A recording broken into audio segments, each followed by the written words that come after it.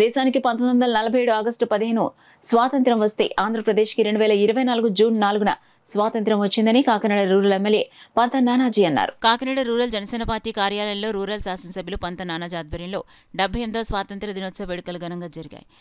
ముందుగా పంత నానాజీ జాతీయ పతాకం ఆవిష్కరించి స్వాతంత్ర్య సమరయోధులకు ఘనంగా నివాళులర్పించారు. ఈ సందర్భంగా పంత నానాజీ మాట్లాడుతూ ఆగస్టు 15 మన దేశానికి స్వాతంత్ర్యం వచ్చిందని, ఆంధ్రప్రదేశ్కి జూన్ 4న స్వాతంత్ర్యం వచ్చిందని అన్నారు. గడిచిన 5 సంవత్సరాల్లో వైసీపీ రాక్షస పాలన సాగిందని, ఇప్పుడు రామరాజ్యం ఏర్పడిందన్నారు.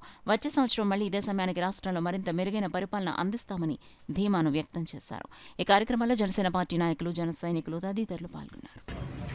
చాలా ఘనంగా చాలా గౌరవంగా కాల్వే చేసుకుంటా ఉన్నాం.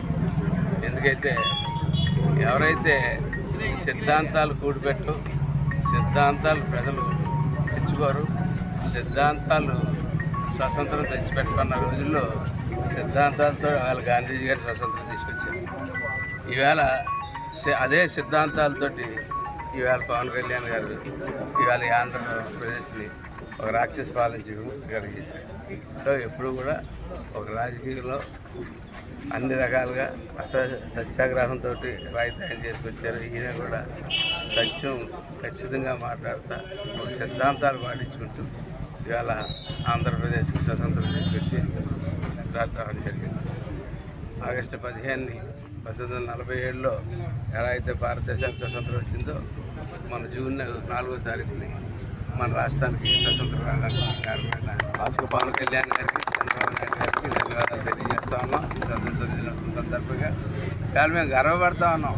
ఈ రాష్ట్ర ఉప ముఖ్యమంత్రి, మా పార్టీ అధ్యక్షుడు అయినటువంటి పవన్ కళ్యాణ్ గారు ఇవాళ కాకినాడలో జెండా ఎగిరేపోతున్నారు. స్వతంత్ర దినోత్సవం సందర్భంగా ఆయన ఉప ముఖ్యమంత్రి హోదాలో ఆయన కాకినాడలో జెండా ఎగరేస్తారని మీరు ఎవరు అప్పుడు కళ్ళ కూడా ఊహించుంటారు. అందరూ మేము ఫస్ట్ నుంచి మేము ఊహిస్తున్నాం, అది జరగాలని కోరుకుంటుంది, ఊహిస్తానికి జరగాలనుకున్నాం. జరిగింది, ఇవాళ జరుగుతుంది. కాబట్టి మేము సగర్వంగా ఇవాళ కాకినాడలో చాలా ఆనందంగా సగర్వంగా కూడా ఉన్నామని చెప్పి తెలియజేస్తున్నాం. అలాగే మళ్ళా ఆగస్టు 15 వచ్చేసరికి పూర్తి స్థాయి పరిపాలన చేసి ప్రజల్ని ఓడిపోయిన ప్రభుత్వాన్ని, యంత్రాంగాన్ని లోటుపాట్లు అన్నీ కూడా సరిచేసి ఒక రైతు దగ్గర నుంచి ఒక విద్యార్థి దాకా, ఒక ఉద్యోగస్తుడి దగ్గర నుంచి ఒక కూలిపనికి వెళ్ళేవాడి దాకా ప్రతి ఒక్కళ్ళు కూడా ఆనందంతో ఉండే పరిస్థితిని రాష్ట్రంలో కలగజేస్తామని చెప్పి తెలియజేసి